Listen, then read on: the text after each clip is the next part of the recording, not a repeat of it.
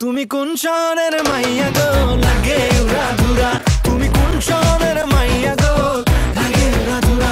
নমস্কার বন্ধুরা, আমি গৌরব। তা আজকে আমি কথা বলবো তুমি কোন শহরের মাইয়া গো লাগে উড়াধুরা। তা এই গানটি হচ্ছে আমাদের তুফান সিনেমায়, বাংলাদেশি তুফান সিনেমা, সেই সিনেমার একটি গান।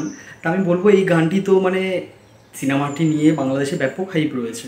এখানে মিমি চক্রবর্তী, সাকিব খান ও এখানে প্রীতম হাসান, সেটা আমি বলছি এরা তিনজনের কেমিস্ট্রি কেমন লেগেছে সেটা তো আমি বলবো। তা এই যে তুমি কোন শহরের মাইয়া গো লাগে উড়াধুরা, যে একটা গান আছে না, যে তোর কোন কোন জায়গায় ব্যথা গো বান্ধবী ললিতা, ঠিক আছে, যেই গানটা শুনে আমরা অনেকে মজা নিয়েছি, হেসেছি। তা সেই গানটিকেই এখানে আনা হয়েছে। তা আমি বলবো এই গানটি কিন্তু আরও নতুনভাবে এনেছে। তুই কোন শহরের মাইয়া গো লাগে উড়াধুরা, আমি বলবো এটা যখন সিনেমা হলে বাজবে, প্রত্যেকটা দর্শক, ঠিক আছে, মাস দর্শক বা যারা সাধারণ দর্শক, প্রত্যেকে কিন্তু নাচবে। এমন একটি গান, এই নাচ এই গানে না তুমি কি বলবো, তুমি পুজোতেও নাচতে পারবে, বা তুমি কোনো শান্ত মেজাজের কোনো জায়গায় দেখলে অনুষ্ঠান হচ্ছে, সেখানেও কিন্তু আস্তে আস্তে পা দোলাতে পারবে, সেরকমই একটি গান। তা আমি বলবো আমার তো ব্যাপক লেগেছে।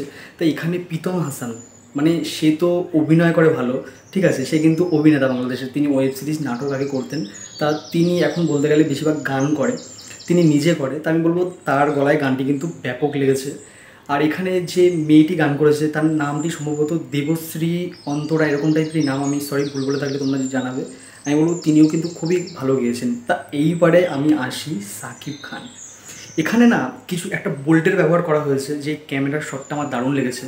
সাকিব খান যখন এন্ট্রিটা নেয়, ঠিক আছে, মিউজিকটা বাজবে, তা সেখানে দেখবে সাকিব খান না ক্যামেরার দিকে এরকম যেদিক দিয়ে তাকাচ্ছে, ক্যামেরাটা সেদিকে ঘুরছে, এদিকে তাকাচ্ছে, সাকিব খান মুভ নিচ্ছে, ক্যামেরাটা সেদিকে হচ্ছে। তা এই বোল্টের ব্যবহার বাংলা সিনেমায় কিন্তু আগে আমি জানি না, আমি তো দেখিনি। তাই এই জিনিসটা কিন্তু ব্যাপক লেগেছে। এই যে কম বাজেটের মধ্যে যে একটা দক্ষিণী সিনেমার ভাব বা একটা হিন্দি সিনেমার ভাবকে আনতে পেরেছে, এটাই অনেক, আমি বলবো ব্যাপক। আমার তো ব্যাপক লেগেছে এই শটটা। আর এখানে সাকিব খানকে ব্যাপক লেগেছে। এই শ্যুটটা কিন্তু আলাদাভাবে করা হয়েছে, এটা পরে করা হয়েছে, কারণ এখানে সাকিব খানকে যেরকম লাগছে, ক্লিন শেপ, হালকা দাঁড়িয়ে রয়েছে, বেশ লাগছে। এখানে মিমি চক্রবর্তী, তাকে বেশ লেগেছে। কমার্শিয়াল সিনেমাতে কিন্তু মিমি চক্রবর্তী উঠেছিল, বেশ লেগেছে। এখানে তার সাথে সাকিব খানের কেমিস্ট্রি আমার ব্যাপক লেগেছে। এখানে প্রীতম হাসান যেই টাইমটায় আসবে, হাইপটা না এরকম জায়গায় উঠে যায়। এখানে বেশ লেগেছে। এরকম গান আমাদের বাংলা ইন্ডাস্ট্রিতে তো হয় না। তা আমি বলবো ব্যাপক।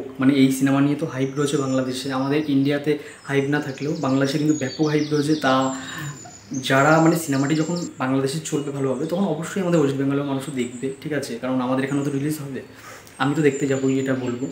তা আমার কাছে কিন্তু বেশ লেগেছে গানটি। আমি ভাবছিলাম যে এই গানটি কিন্তু এমনিতেই তুফান সিনেমার হাইপ রয়েছে, ব্যাপক হাইপ রয়েছে, আমি সেটা আলাদাভাবে বলতে হবে না, কিন্তু এই গানটি কিন্তু একটা আলাদা মাত্রা কিন্তু যোগ করেছে, আমি এটা বলতে পারি। তাই এখানে ভিজুয়াল যেইগুলো, ক্যামেরার কাজ তো আমি বললাম, বোল্টের কাজটা ব্যাপক হয়েছে। তাছাড়া এখানে আমি বলবো যে এখানে না যে কালার গ্রেডিং, সেটা বেশ ভালো। এখানে সত্যি আমি বলবো যে এই যে কম বাজেটের মধ্যে এত সুন্দরভাবে উপস্থাপনা করা হয় না কিন্তু।